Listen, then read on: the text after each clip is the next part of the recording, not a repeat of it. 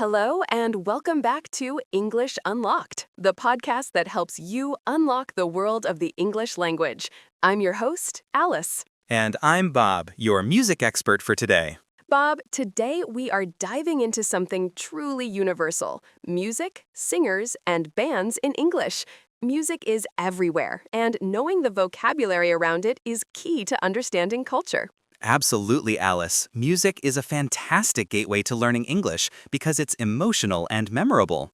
We're going to break down the basics today. Fantastic! Let's start with the very basics. What are the key terms people should know? The most fundamental term is song. A song is a piece of music with words, usually sung by a person or group. When you listen to the music, you call that the track or the recording. So if I'm listening to the radio, I hear a song, and that song is a track. What about the person singing? The person who sings is the singer. Sometimes we use the word vocalist.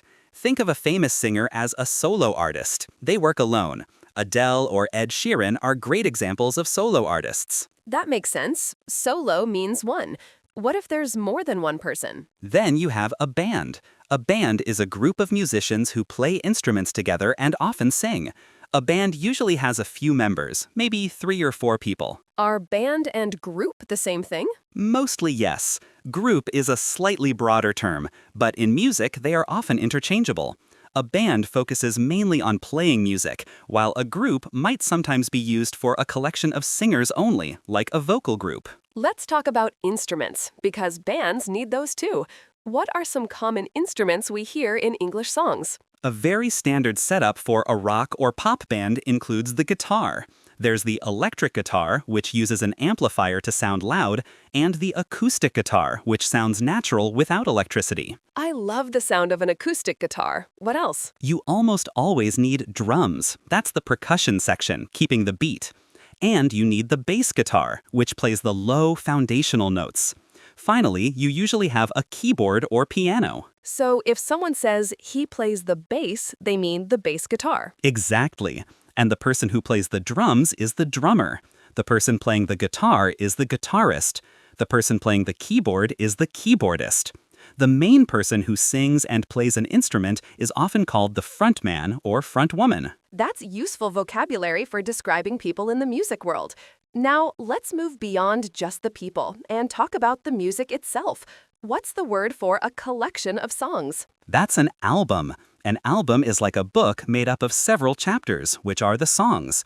A shorter collection of songs is called an EP, which stands for extended play. And what if a song is extremely popular? We call that a hit.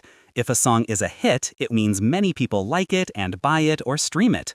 If a song is number 1 on the charts, it's a chart topper. Speaking of charts, what do you call the list that ranks popular songs? That's the music chart, or the top 40. A single is one specific song released separately, often before the album comes out, to promote it. Let's switch gears slightly to genres.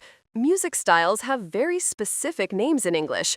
Can you give us a few common ones? Certainly. These are the genres. You have pop, which is short for popular music. It's catchy and widely appealing. Then there's rock, which is usually louder and features electric guitars heavily. And what about something slower or more emotional? That would be a ballad. A ballad is typically a slow, emotional song, often about love or loss. Then we have R&B, which stands for rhythm and blues, very focused on rhythm and soulful singing. And something that uses a strong beat for dancing. That's often electronic dance music, or EDM, or hip-hop, which is characterized by rhythmic and rhyming speech known as rapping. Rapping, that brings us to lyrics. The words of the song are called the lyrics. Right, and the person who writes the lyrics and music is the songwriter or composer. Sometimes the singer and songwriter are the same person. If I wanted to listen to a song live, what word should I use? You go to a concert or a live show. A smaller, more intimate performance might be called an unplugged session. That means they are using acoustic instruments, no loud electronic amplification. That's very clear. Let's summarize some of the key roles we discussed. We have the singer or vocalist, the band or group, the drummer, the guitarist, and the frontman. Perfect. And when you talk about their music, you mention the track, the album, the single, and the hit. And when you describe what they play, you use genres like pop or rock. This is incredibly helpful, Bob. Before we wrap up, what's one piece of advice for English learners who want to use music to improve their skills? My advice is to actively transcribe the lyrics. Find the lyrics for your favorite song, listen to it line by line, and write down what you hear. Don't just read them, try to sing along. You'll improve your pronunciation and naturally absorb the vocabulary because music makes things stick in your brain. That's a brilliant tip. Singing along helps with rhythm and fluency. So practice your pronunciation by belting out those English hits. Exactly. And remember, even if you don't understand every single word at first, the feeling and the rhythm are still helping you connect with the language. Bob, thank you so much for unpacking the world of English music, singers, and bands for us today. That was truly enlightening. My pleasure, Alice. Keep listening. And to our listeners, thank you for tuning in to English Unlocked. Join us next time when we explore another fascinating corner of the English language. Goodbye for now.